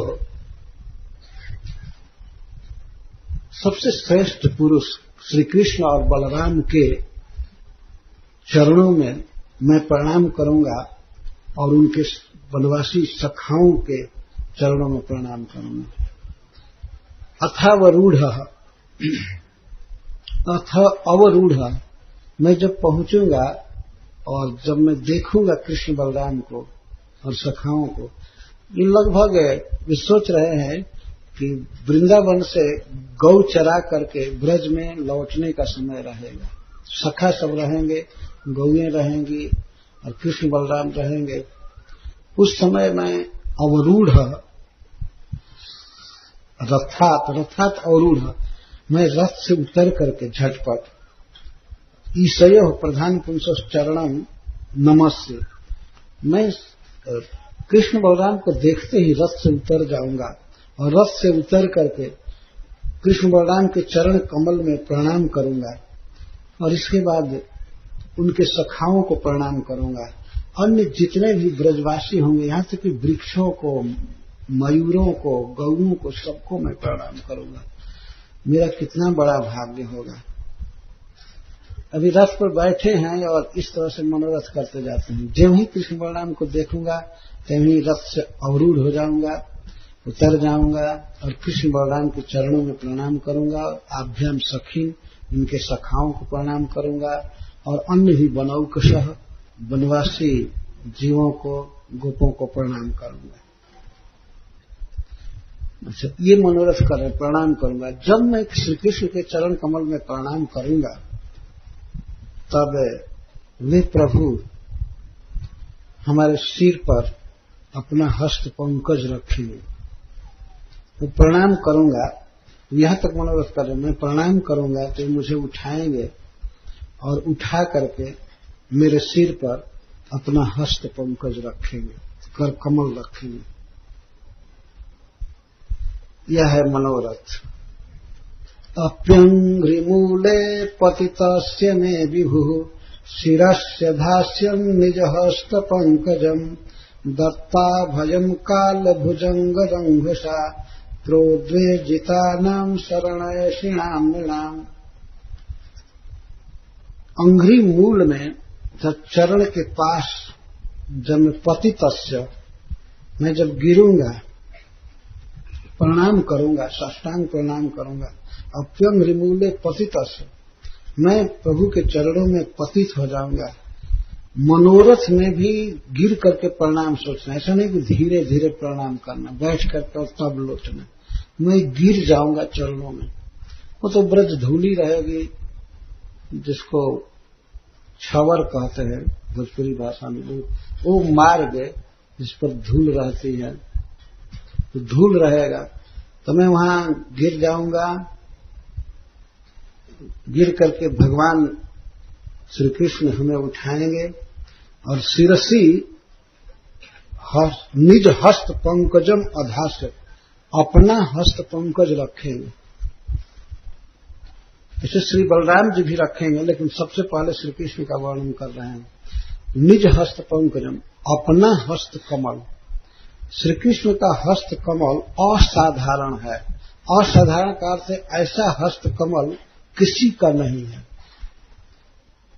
किसी देवता आदि का ऐसा हस्त कमल नहीं है, सुंदरता में भी प्रभाव में भी। ऐसा हस्त पंकज श्याम सुंदर हमारे मस्तक पर धारण करेंगे। कैसा हस्त पंकज? दत्ता भयम, जो शरण में आए हुए को सदा के लिए अभय दान कर देता है, जो जन्म मरण से बच जाता है, काल से परे हो जाता है। भगवान के कर कमल की एक छाया का प्रभाव है कि जो उसकी शरण लेता है तो वह अभय प्राप्त करता है। किससे? काल भुजंग रंग सा, काल रूपी अजगर के वेग से, जन्म मरण आदि से मुक्त हो जाता है।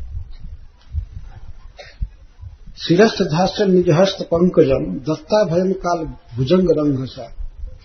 किनको अभय दान देता है? जो काल भुजंग के वेग से, प्रोद्वेजिता नाम, जो डरे हुए हैं काल से, मृत्यु से, इस अनित्य जीवन से उबे हुए हैं, वे जिनकी शरण लेते हैं, जिनकी शरण लेते हैं, भगवान कृष्ण की शरण लेते हैं, ऐसे शरण लेने वाले निर्णाम जीवों को अभय दान देते हैं। और वास्तव में कोई भी शरणागत जीव है भगवान के चरण की शरण लेता है, चरण की शरण लेता है, लेकिन चरण पाप तो काट देते हैं। भगवान के चरण कमल की विशेषता है, सारा पाप तो ध्वस्त कर देते हैं, पर सारा सुमंगल देता कौन है? हाथ देता है, रक्षा करते हैं, हाथ से अभय दान देते हैं। जब किसी को प्रणाम किया जाता है, पूज्य व्यक्ति को, तो चरण में प्रणाम किया जाता है, लेकिन चरण देखता रहता है, चुपचाप कुछ करता नहीं, हाथ से आशीर्वाद देता है। शरण में आए हुए को जो अभय दान देता है, काल भुजंग से जो डरे हुए, काल सर्प से डरना चाहिए। ये जो काल है बहुत बलवान है, ये शरीर को खत्म कर देगा, घर को खत्म कर देगा, परिवार ध्वस्त कर देगा। इस तरह से जन्म लेना मरना ये सब काल करा रहा है। तो इस काल भुजंग की तरह है, सर्प की तरह है। इसके भय से जो व्याकुल हैं, भयभीत हैं, वे शरण लेते हैं। भाग्यशाली लोग श्री कृष्ण की शरण लेते हैं तो काल सर्प के भय से हस्त कमल मुक्त कर देते। शरण में आए हुए एक तो महाप्रभाव का वर्णन करें। भगवान का हस्त कमल परम अभयदान दक्ष है, परम आश्रय है। और अब इसके सौंदर्य का वर्णन करते हैं। हस्त कमल के एक महान गुण का वर्णन करते हैं। ये हस्त कमल ऐसा है श्री कृष्ण का, जिसमें अगर कुछ दिया गया तो वो अनंत अनंत गुना होकर के लौटेगा। ये भगवान के हस्त कमल की विशेषता है, परम उदार। तो उसी को अक्रूर जी कह रहे हैं। समर्हणम जत्र निधाय कौशिकस तथा बलिश्चाप जगत्रयेन्द्रताम यद्वा बिहारे ब्रजजोषिताम श्रमम स्पर्शे न सौगंधिक गंध्यपानुदत्। जत्र, जिस हस्त पंकज में कौशिक कुछ दे करके क्या वो अश्वमेध यज्ञ किए थे और अश्वमेध यज्ञ के फल को भगवान को अर्पण किए। तो जगत त्रयेन्द्रता, तीनों जगत के इंद्र बने, कौशिक और बलिश्च। बलि महाराज जिस हस्त पंकज में दान का जल समर्पित किए, अर्थात तीनों लोक दान किए, तो वे इंद्र पद पाए। भगवान को दान देने के कारण, भगवान की इस तरह पूजा करने के कारण वे इंद्र पद को पाए। भगवान को कुछ देने पर वही व्यक्ति राजा हो सकता है। भगवान को देने की ये महिमा है। भगवान इतने उदार हैं कि अगर भगवान के हाथ में कोई दे या भगवान को दे तो भगवान सोचते हैं कि देने वाले को कोटि गुना लौटाना है इसको। भगवान कोई भिखमंगे नहीं है, गरीब नहीं है, श्रीपति हैं, लक्ष्मीपति हैं, लेकिन देने वाले का इतना आदर करते हैं कि देने वाले को अगर उधर से तुलसी का पत्ता दिया तो वे वैकुंठ दे देते, इतना दिव्य दान करते हैं। ये हस्त कमल की विशेषता है। आप ऐसे भूमि की जरा कल्पना कीजिए जिसमें एक बीज बोया जाए और करोड़ों टन गल्ला पैदा हो जाए। उस भूमि की विशेषता अगर ऐसी होगी तो भगवान के हस्त कमल की विशेषता है। हस्त कमल 2 व्यक्तियों ने समर्पण किया, कौशिक ने और बलि महाराज ने, तो ये दोनों इंद्र बने। वैसे जो भी इंद्र बनते हैं भगवान की पूजा करने से ही बनते हैं। यहां तक कि ब्रह्मा जी, जो ब्रह्मा जी के पद पर हैं, परमेष्ठी पद पर हैं, और सारे प्रजापति जिनके अधीन हैं, यहां तक कि भगवान शिव भी उनके अधीन हैं। तो इतना बड़ा पद पाए हैं, तीनों जगत के लोग जिनको नमस्कार करते हैं, वे ब्रह्मा जी भगवान की पूजा करने से इतना बड़ा पद प्राप्त किए। यह बात ध्रुव महाराज की मां कह रहे, सुनी थी। और मनु महाराज इतना बड़ा पद प्राप्त किए वो भी भगवान की पूजा करने से। तो भगवान को देने वाला व्यक्ति कभी दरिद्र नहीं हो सकता, कभी दुखी नहीं हो सकता। ये उस हाथ की विशेषता है। समरहणम जत्र निधाय कौशिक तथा बलिष्ठाप जगत त्रयंबकम। और प्रेम सुलभत्व बता रहे, कितना प्रेम करता है भगवान का हस्त कमल। प्रेमी के प्रेम का प्रतिदान करता है। अक्रूर जी याद कर रहे हैं, इसी हस्त कमल से श्याम सुंदर विहारे, रास विहार में गोपियों के मुख पर आए हुए पसीने का मार्जन करते, पसीना पोंछते। जदवा विहारे ब्रज जो सीताम श्रमम स्पर्शन सौगंधिक गंध पानुदर। हस्त कमल की एक और विशेषता है, इसमें सौगंधिक कमल के समान सुगंध निकलती। भगवान के हस्त कमल से अद्भुत सुगंध निकलती, सौगंधिक गंधी। सौगंधिक एक कमल होता है जो स्वर्ग लोक में पाया जाता है, इधर सुलभ नहीं है। इसमें अद्भुत सुगंध निकलता है। तो सौगंधिक गंधी है, सौगंधिक कमल के समान सुगंध है भगवान के हस्त कमल में। इसको वे रास विहार के समय गोपियों के कंधे पर रह करके नृत्य करते हैं, या हाथ में हाथ मिला करके नृत्य करते हैं। गोपियां थक जाती हैं, कभी कृष्ण नृत्य करते हैं। तो जब हस्त कमल को गोपियों के कंधे पर रखते हैं, गलवाही देते हैं, तो श्री गोपीजन उसे निकट आने पर इतनी सुगंध होती है भगवान के बाह में, हस्त में, उसको सूंघने लगती है। और उस थोड़ा खींच करके गलवाही देते हैं तो और नाक के पास खींच करके कभी कभी सूंघने लगती है। अद्भुत दिव्य सुगंध है भगवान के श्री विग्रह में, शरीर में। जब थक जाती है, श्रमम, उनको श्रम होता है, तो श्री कृष्ण अपने कोमल हस्त से उनका पसीना पोंछते। प्रत्येक गोपी के पास एक एक कृष्ण रहते ही हैं, तो उनको कोई खास परिश्रम नहीं आ पाता है पोंछने में। और इस तरह से अपनी प्रियाओं से प्रेम करते हैं और अपने हस्त कमल से छूते हैं श्री गोपीजनों का मुख के पसीना पोंछते। पसीना पोंछवाना तो एक बहाना होता है गोपियों का, ऐसे मुख करते जिसे हस्त कमल का स्पर्श प्राप्त। कभी कभी श्री कृष्ण अपने पीताम्बर से गोपीजनों का पसीना पोंछते हैं, तो गोपी कहती नहीं प्रियतम, ये कठोर है पीताम्बर। वो डायरेक्ट स्पर्श चाहती हैं हस्त कमल का, अंगुलियों का, इसलिए स्पर्शे न कहा गया। उनका परिश्रम केवल श्री कृष्ण के हस्त कमल का स्पर्श होते ही दूर हो जाता है, सारी थकावट मिट जाती है। इस भाव से भी कि प्रियतम इतना हमसे प्रेम करते हैं। वास्तव में श्री कृष्ण भी सुकुमार हैं, रासलीला में नाचते हैं, तो वे राधा रानी से कम सुकुमार नहीं हैं। वो भी थकते हैं, थक जाते हैं, लेकिन थकी हुई प्रिया का वो फिर पसीना पोंछते हैं, स्पर्श करते हैं।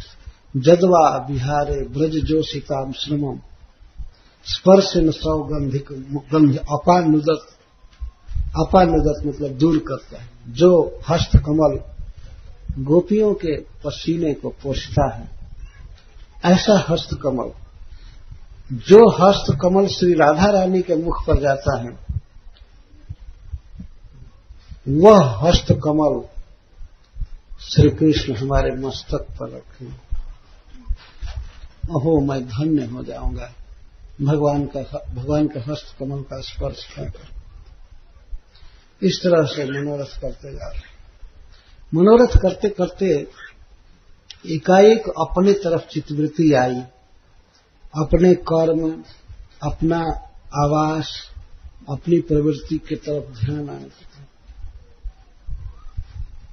कहीं ऐसा तो नहीं होगा कि भगवान ये विचार करेंगे कि यह हमारे शत्रु का दूत बनकर आया है, कंस का आदमी है। फिर आश्वासन देते नहीं, ऐसा नहीं होगा, ऐसा नहीं होगा। न मयि उपैष्यत अरिबुद्धिमच्युतः कंसस्य दूतः प्रहितोऽपि विश्वदृक् यन्तर्बहिश्चेतसयेतदीहितम् क्षेत्रज्ञईक्षत कमलेन चक्षुषा। भगवान श्याम सुंदर हम में अरिबुद्धि नहीं करेंगे, शत्रु बुद्धि नहीं करेंगे।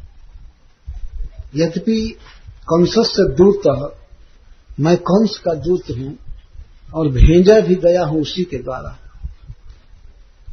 प्रहितोपि, कंस का दूत हूं, कंस के द्वारा भेजा गया हूं। क्या भगवान श्री कृष्ण हमको अपना शत्रु समझेंगे? नहीं नहीं, वे विश्वदृक् हैं, विश्व में स्थित समस्त प्राणियों के बाहर और भीतर हैं। अपने अमल चक्षु से, अपनी अमल ज्ञान दृष्टि से वे सबके बाहर और भीतर देखते रहते हैं। अतः वे हमारे हृदय को देखेंगे। मैं उनका शत्रु नहीं हूं, मैं उनका भक्त हूं। क्रूर जी सोच रहे थे, मैं कंस का दूत हूं, लेकिन नाम भर का कंस का दूत हूं। मैं वास्तव में कृष्ण का भक्त हूं। तो भगवान हमको अपना शत्रु नहीं समझेंगे। युंतर बहिश्चेतस एतदीहितम् क्षेत्रज्ञ इच्छा कमलेन चक्षुषा। जो समस्त प्राणियों के बाहर अंतः वही सब जगह विद्यमान है और अपनी अखंड दिव्य दृष्टि से, स्वरूप शक्ति से सब कुछ देखते रहते हैं, सर्व साक्षी हैं, सबके हृदय में परमात्मा रूप से निवास करते हैं। ऐसे प्रभु हमारे हृदय की बात देखते हैं। मैं कंस का दूत होते हुए भी वास्तव में कृष्ण का हूं, मैं उन्हीं का हूं, ये सोच रहे हैं। तो जब मैं उनके चरणों में प्रणाम करूंगा तो अपना हस्त कमल मेरे सिर पर रखेंगे और अप्यंग्रिमूले वहितम कृतांजलिम मामीक्षिता सस्मित माद्रया दृशा सपद्यपध्वस्त समस्त किल्बिषो बोधा मुदम बीत विशंक ऊर्जितम। अपने चरण कमलों के मूल के पास जब मैं ऐसे हाथ जोड़ करके बैठूंगा, अवहितम कृतांजलिम, हाथ जोड़ करके घुटने पर बैठूंगा उनके सामने, तो माम इच्छिता सस्मित आर्द्रया दृशा। तो श्री कृष्ण मुस्कान के साथ और कृपामृत से आर्द्र दृष्टि से माम इच्छिता, मुझको देखेंगे,